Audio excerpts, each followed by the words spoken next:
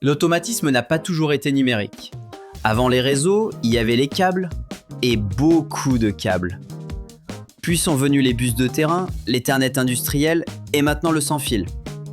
À chaque génération, on gagne en performance, mais aussi en complexité. Comprendre cette évolution, c'est mieux anticiper les choix d'aujourd'hui. Pendant longtemps, chaque commande nécessitait un câble dédié.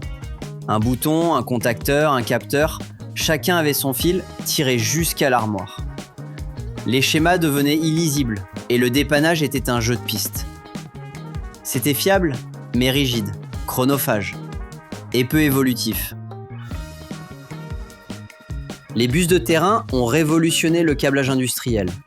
Un seul câble pour plusieurs capteurs ou actionneurs, le gain de temps est énorme. Moins d'erreurs, diagnostic facilité, configuration plus souple.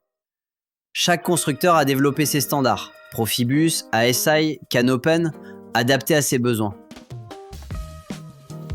L'Ethernet industriel a permis un saut technologique. Vitesse, flexibilité, gestion centralisée, il devient la colonne vertébrale des installations. Des protocoles comme Profinet ou Ethercat garantissent des temps de réponse courts et une communication fiable. L'architecture passe en étoile, en anneau et s'ouvre vers l'IT.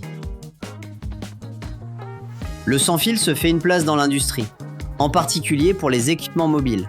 AGV, capteurs sans fil, chariots autonomes, la liberté de mouvement est un atout. Mais la couverture radio, la cybersécurité et la stabilité doivent être maîtrisées. C'est un complément intelligent, mais pas un remplaçant universel. Sur le terrain, toutes ces générations coexistent.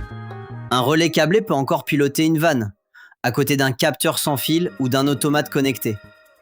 Chaque technologie a ses forces et ses limites. Le rôle de l'automaticien, c'est justement de savoir composer avec l'existant tout en préparant l'avenir.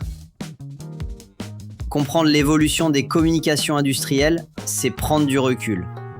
Ce n'est pas toujours la dernière technologie qui convient, mais celle qui s'intègre, qui dure, qui se maintient. L'expérience terrain, les choix pragmatiques et la maîtrise des fondamentaux, c'est tout cela qui fait la différence dans un projet d'automatisme bien conçu.